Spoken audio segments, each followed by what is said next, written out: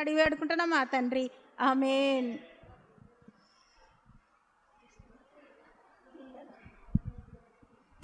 ఆమేన్. అందరం కూర్చున్నాం. ప్రభు యొక్క సన్నిధానంలో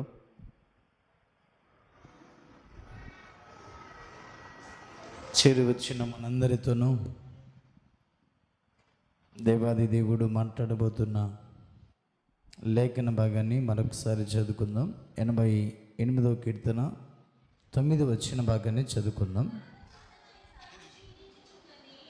బాధ చేత నా కన్నులు క్షీణించుచున్నది, యెహోవా అనుదినము నేను నీకు మొరపెట్టుచున్నాను.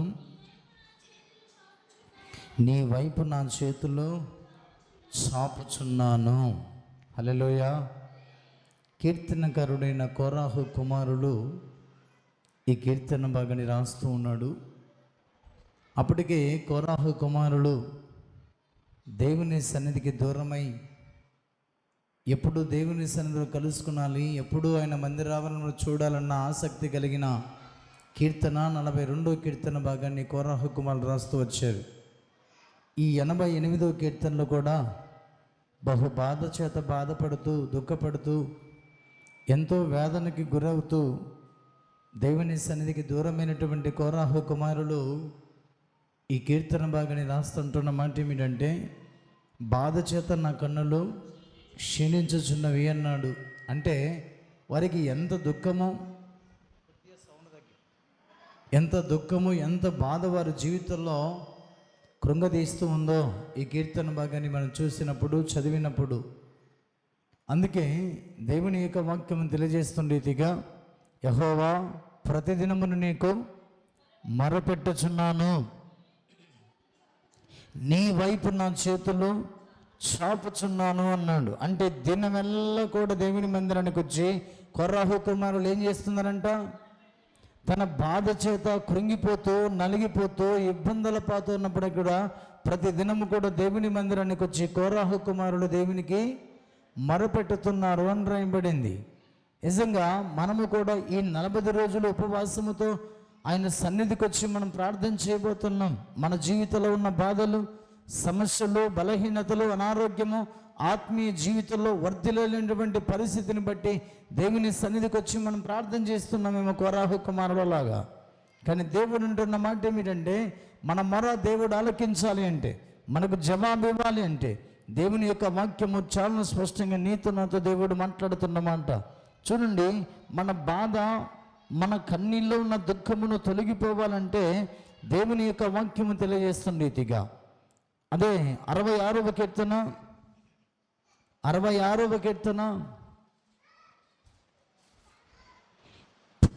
19వ భాగాన్ని చూడండి. నిశ్చయముగా దేవుడు నా మనవి అంగీకరించి ఉన్నాడు, ఆయన నా విజ్ఞాపన ఆలకించి ఉన్నాడు. హల్లెలూయా. ఇక్కడ కీర్తనకారుడు అంటున్న మాట ఏమిటంటే, దేవుని సన్నిధికి వచ్చినటువంటి రచయిత ఆయన నా విజ్ఞాపన ఆలకించి ఉన్నాడు. నేను బహు దుఃఖముతో నేను కన్నీళ్లు విడుస్తూ అనుదినము దేవుని సన్నిధికి వచ్చి ప్రార్థన చేస్తూ ఉంటే ఆయన నా మొర ఆలకించి ఉన్నాడు. ఎలా ఆలకించాడయ్యా నీ మొర అని మనము జ్ఞాపకం చేసుకుంటే పై వచనంలో రాస్తున్నమాట చూడండి. నా హృదయములో నేను పాపమును లక్ష్యము చేసిన ఎడల ప్రభు నా మనవిని వెనకపోవును. నా మనవి ఆలకించి ఉన్నాడంటే నా హృదయములో పాపము నేను లక్ష్యము చేయలేదు. అందుకే ప్రియమైన దేవుని సంగమా, మనము దినమెల్లా ఆయన సన్నిధికి వచ్చి ప్రార్థన చేస్తున్నప్పుడు మన మొర దేవుడు ఆలకించాలి, మనకు జవాబు ఇవ్వాలంటే మన హృదయములో పాపమును లక్ష్యము చేయకూడదని దేవుడు చాలా స్పష్టంగా అక్కడ తెలియజేస్తున్నాడు. చూడండి, బైబిల్ గ్రంథంలో మనం చదివితే దేవుడు చాలా స్పష్టంగా నీతో నాతో మాట్లాడుతున్నమాట. కీర్తనలు 30వ కీర్తన 2వ భాగాన్ని చూడండి. యెహోవా నా దేవా, నేను నీకు మొరపెట్టగా, ఏమంటున్నాడు అక్కడ, నేను నీకు మొరపెట్టగా నీవు నన్ను స్వస్థత పరిచివి అని చాలా స్పష్టంగా కీర్తనకారుడైన దావీదు అక్కడ తెలియజేస్తున్నాడు. అందుకే ప్రేమైన దేవుని సంగమా, ఈ సాయంకాలం పూట ఆయన సన్నిధికి వచ్చిన మనమందరము కూడా ప్రార్థన చేస్తున్నప్పుడు మన మొరను ఆలకించి మన జీవితంలో ఉన్నటువంటి బలహీనతలు, అనారోగ్యము తొలగిపోయి మనకు స్వస్థత కలగాలి అంటే అనుదినము కూడా ఆయన సన్నిధికి వచ్చి మనము ప్రార్థన చేయాలి. ఎలా ప్రార్థన చేయాలంటే మన హృదయంలో మనం పాపమును లక్ష్యము చేయకూడదు, మన హృదయంలో పాపం ఉండకూడదు. అప్పుడే మన మొరను దేవుడు ఆలకించి మనల్ని స్వస్థపరుస్తాడు అన్న ఉద్దేశాన్ని దేవుడు అక్కడ తెలియజేస్తున్నాడు.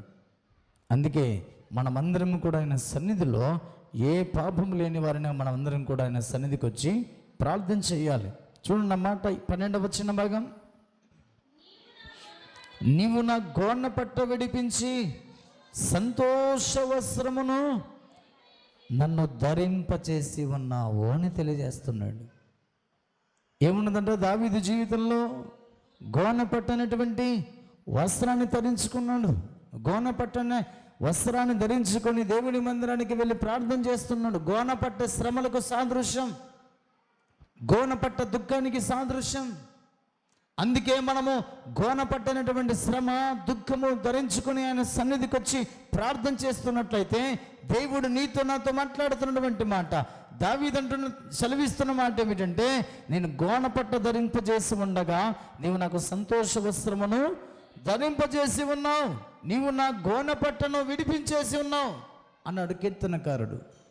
అందుకే ఈ సాయంకాలం పూట నువ్వు ఎలాంటి గోనె పట్ట ధరించుకుని ఉన్నావో దాన్ని తీసివేయటానికి, ఆయన సంతోషమైన వస్త్రాన్ని ధరింపచేయటానికి ఆయన సన్నిధిలో సిద్ధంగా ఉన్నాడు.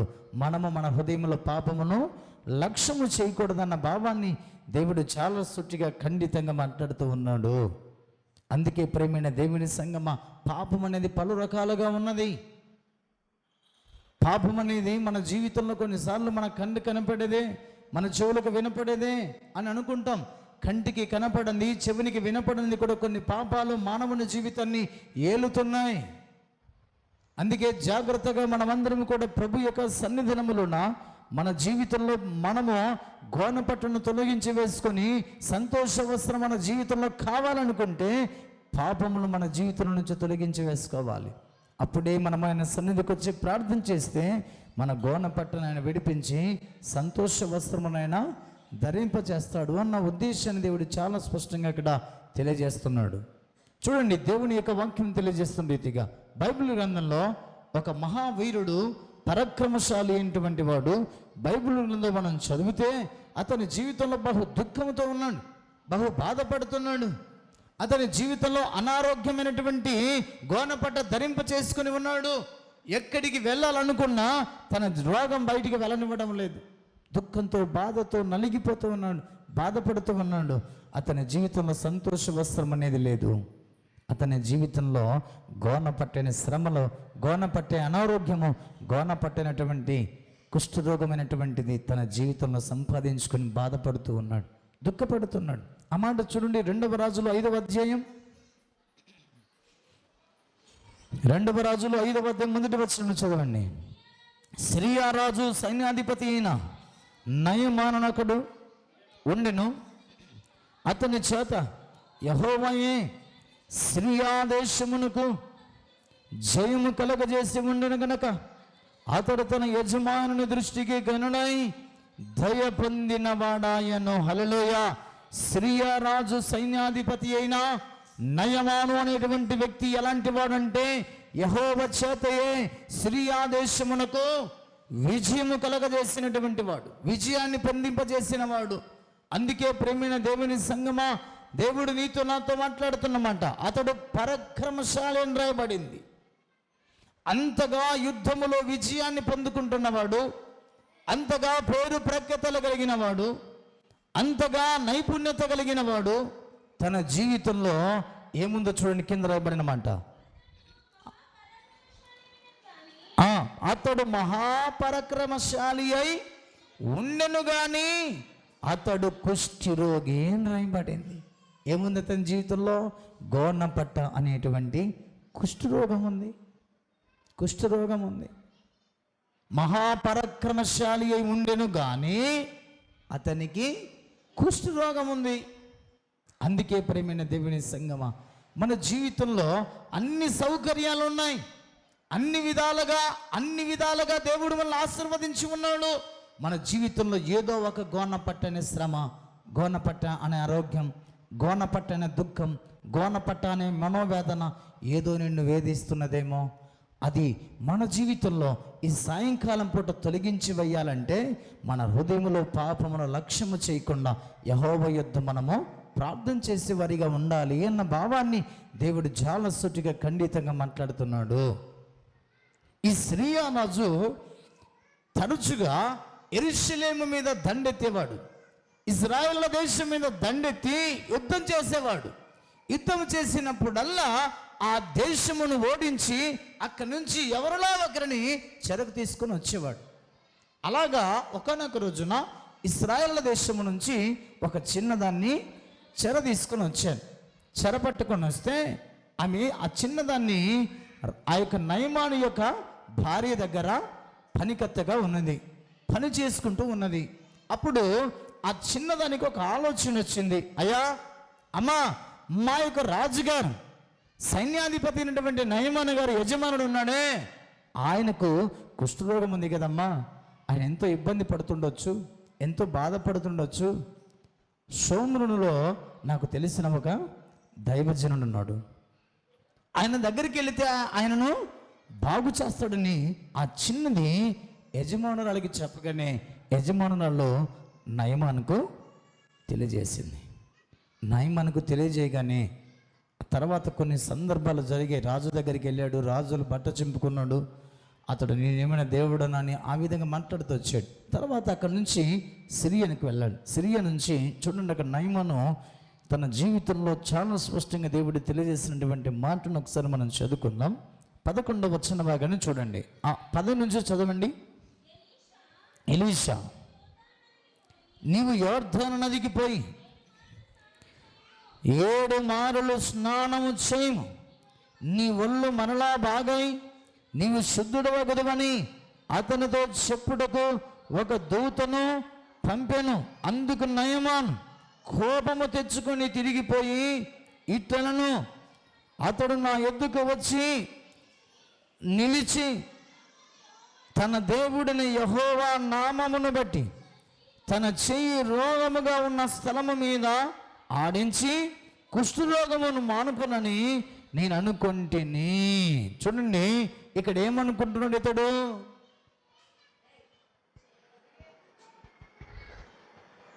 ఆ చిన్నది చెప్తే దైవజనుడి దగ్గరికి వచ్చాడు. దైవజనుడి దగ్గరికి ఎలీషా దగ్గరికి వస్తే ఎలీషా అన్నాడు, యోర్దాను నదిలోనికి వెళ్ళి మీరు 7 మారులు మునగండి, మునిగితే మీ ఒళ్ళు శుద్ధిపరచబడుతుంది, నీకున్న గోనపట్ట తొలగిపోయి సంతోష వస్త్రము నీ జీవితంలో ధరింపజేసుకుంటామని చెప్తే ఈ నయమాను సరే మీరు ఎలా చెప్తే వెళ్ళి యోర్దాను నదిలో మునుగుతానని తీర్మానం తీసుకోలేదు. అతని జీవితంలో ఒకటి ఉంది. ఏంటి అంటే పాపం అనేటువంటి గర్వం ఉంది. అందుకే ప్రేమైన దేవుని సంగమా, దేవుడు మాట్లాడుతున్నమాట, దేవుని యొద్దకు వచ్చినప్పుడు దేవుని మాట ప్రకారంగా మనం జీవించినప్పుడే గోనపట్టని వస్త్రాన్ని తొలగించి వేసి సంతోషమైన వస్త్రాన్ని ధరింప చేసుకుంటామని దేవుడు మాట్లాడుతున్నాడు. దేవుని యొద్దకు వచ్చినప్పటికీ కూడా ఈ జీవితంలో గర్వం అనే పాపం హృదయంలో ఉందా? మన జీవితంలో ఎప్పటికీ సంతోష వస్త్రం అనేది రాదు అన్న భావాన్ని దేవుడు అక్కడ తెలియజేస్తున్నాడు. ఈ 3వ రోజు ప్రభు సన్నిధికి ఉపవాసముతో ప్రభు సన్నిధికి వచ్చిన మనలో ఎక్కడైనా ఒక చోట గర్వం అనేది ఉందనుకోండి, మన జీవితంలో ఏనాటికి కూడా మన జీవితంలో గోనపట్ట తొలగిపోదు అన్న ఉద్దేశాన్ని దేవుడు అక్కడ తెలియజేస్తున్నాడు. అందుకే చూడండి, అక్కడ రాయబడిన మాట కింద చదవమా. దమస్కు నదులైన అబానాయాను, ఫర్ఫాను, ఇశ్రాయేలు దేశములోని నదులన్నిటికంటే శ్రేష్టమైనవి కావా? ఇదిగో సిరియా దేశములో అనేకమైన నదులు ఉన్నాయి. ఇశ్రాయేలు దేశంలో ఉన్న నదుల కంటే మా దేశంలో ఉన్న నదులే శ్రేష్టమైనవి, బహు గొప్పవి అని మాట్లాడుతున్నాడు. ఇది గర్వము కాదా? అందుకే ప్రేమైన దేవుని సంగమా తన జీవితంలో గోనపట్ట అలాగనే ఉంచుకొని ఉన్నాడు. గోనపట్ట తొలగిపోలేదు. ఒక దాసుడు వచ్చాడు, అయ్యా యోర్దాను నదిలో 7 మారులు మునగమన్నాడు, అంతకంటే గొప్ప కార్యం ఏదైనా చెప్పి ఉంటే నువ్వు చేయవా, ఒక్కసారి ఆలోచించయ్యా అని బుద్ధి చెప్పినట్టుగా అతనికి చెప్పాడు. చెబితే ఆ మాట చదవండి కింద. అయితే అతని దాసులలో ఒకడు వచ్చి, నాయనా ఆ ప్రవక్త ఏదైనా నాకు గొప్ప కార్యము చేయమని నియమించిన ఎడల నీవు చేయకుందువా? అయితే స్నానము చేసి శుద్ధుడు కమ్మన్న మాట దానికంటే మేలు కాదా అని చెప్పినప్పుడు అతడు పోయి దైవజనుడు చెప్పినట్లు యోర్దాను నదులు 7 మారులో మొన్నగా. హల్లెలూయా, హల్లెలూయా. ప్రేమైన దేవుని సంగమా, గర్వం అనే పాపాన్ని ఎప్పుడైతే అతడు తొలగించి వేసుకుని తగ్గింపు కలిగి దైవజనుడు చెప్పిన మాట ప్రకారంగా జీవించాడో గోనపట్టును తీసేసుకున్నట్టుగా మనం చదువుతాం కింద వచనములో. ప్రేమైన దేవుని సంగం ఒక్కసారి జ్ఞాపకం చేసుకుందాం. ఈ 40 రోజులు ఉపవాస ప్రార్థన కూడికి వస్తున్నాం. యెహోవా సన్నిధిలో ఆయన ప్రార్థన చేసినప్పుడు స్వస్థత కలగజేసేటువంటి రీతిగా మనం ప్రార్థన చేయాలంటే, మనలో ఉన్న గోనపట్ట తొలగించి వేసుకొని సంతోషమైన వస్త్రాన్ని ధరింప చేసుకోవాలంటే మనలో ఉన్నటువంటి పాపాన్ని మనము తొలగించి వేసుకోవాలి, తీసేసుకోవాలి. సైన్యాధిపతియే, మహాపరాక్రమశాలియే, కానీ అతని జీవితంలో కుష్ఠరోగం అనేది ఉంది. అది గర్వమున్నంత వరకు తన జీవితంలో ఉంది. ఎప్పుడైతే దైవజనుడు చెప్పిన మాట ప్రకారంగా అతడు చదవన మాట, అతని దేహము పసిపిల్లల దేహం వలె శుద్ధుడాయను రాయబడింది. హల్లెలూయా, హల్లెలూయా. అందుకే ప్రేమైన దేవుని సంగమా, మనలో పాపం లేని వారిగా ఉంటే మన ప్రార్థన దేవుడు ఆలకిస్తాడు అని దేవుడు చాలా స్పష్టంగా తెలియజేస్తున్నాడు. మనలో పాపం ఉన్నంత వరకు మన ప్రార్థన దేవుడు ఆలకించడు. నయమాని యొక్క కుష్ఠరోగం తొలగిపోవటానికి గల కారణం ఏమిటంటే అతనిలో ఉన్న గర్వం అనే పాపాన్ని తొలగించి వేసుకున్నాడు, తీసేసుకున్నాడు. అరే, ఇక్కడ కూడా నేను గర్వపడితే నా జీవితంలో కుష్ఠరోగం అనేది పోదు, ఇప్పటికే బహు బాధపడుతున్నాను, ఆయా దేశాలకు వెళ్ళాను, వైద్యులను పట్టుకున్నాను, వైద్యుల దగ్గరికి వెళ్ళాను, ఎక్కడికి వెళ్ళినా ఈ కుష్ఠరోగం నాకు బాగాలేదు, ఇక్కడ కూడా వస్తే ఈ గర్వంతో నేను తిరిగి వెళ్ళిపోతే ఎక్కడ బాగు చేసుకోలేను అనుకున్నాడు అంటూ బహు బాధపడుతూ అతనిలో ఉన్న గర్వం అనే పాపాన్ని తొలగించి వేసుకొని, సరే అండి దైవజనుడు ఎలా చెప్తే అలా చేస్తాను అనుకున్నాడు. యోర్దానులోనికి వెళ్ళి 6 మార్లు మునిగాడు, నయం కాలేదు. 7వ మారు మునిగి పైకి లేవగానే పసి పిల్లవాని దేహం వల్లే నయమాని యొక్క కుష్ఠరోగము శుద్ధుడాయనని రాయబడింది. హల్లెలూయా. అందుకే దేవుని యొక్క వాక్యం తెలియజేస్తున్న రీతిగా నేను ఇంకా 2 రోజులు వచ్చాను, 1 రోజు వచ్చాను, 2 రోజులు వచ్చాను, 3 రోజు వచ్చాను, నాకు నయం కాలేదు, శుద్ధి కాలేదు, నా జీవితంలో బాగు కాలేదు అనుకొని నిరుత్సాహపడొద్దు. మన జీవితంలో ఉన్న పాపం అనేటువంటిది అది ఎట్టిదైనా కానీ తొలగించి వేసుకుని ఈ 40 రోజులు ఉపవాసం అనంతరము కూడా దేవుని సన్నిధికి రా. దేవుడు మన జీవితంలో గొప్ప కార్యాలు చేస్తాడన్న భావాన్ని దేవుడు చాలా స్పష్టంగా మాట్లాడుతున్నాడు. అందుకే 40 రోజుల వరకే కాదు మన భక్తి, మన జీవితంలో మనము హృదయములో పాపము లక్ష్యము చేయకుండా అనుదినము అని రాయబడింది. అక్కడ అనుదినము కోరాహు కుమారులు దేవుని మందిరానికి వచ్చి ప్రార్థన చేశారంట.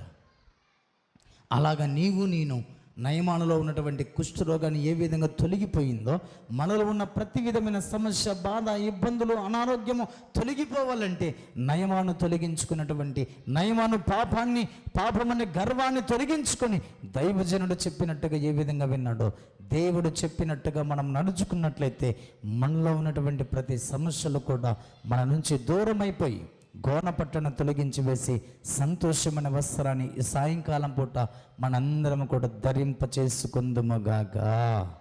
ఆమేన్. మోకరించండి, తలలో వంచండి.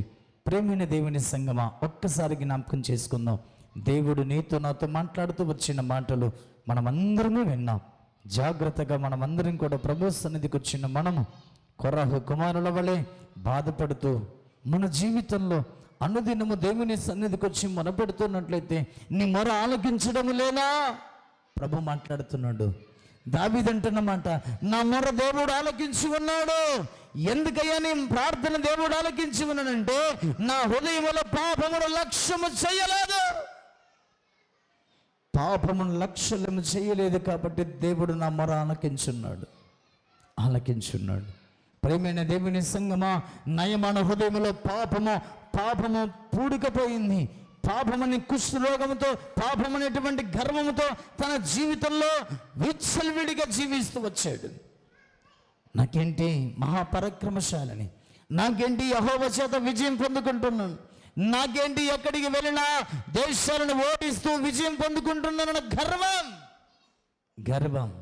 మా దేశంలో లేవా నదులు, ఇక్కడికి వస్తే యార్దాను నదులు మునగమంటాడా అని తిరిగి వెళ్ళిపోతున్నాడు గర్వముతో. ప్రేమిణ దేవుని సంగమా, దేవుడు మాట్లాడుతున్నమాట. ఒక్కసారి జ్ఞాపకం చేసుకుందాం.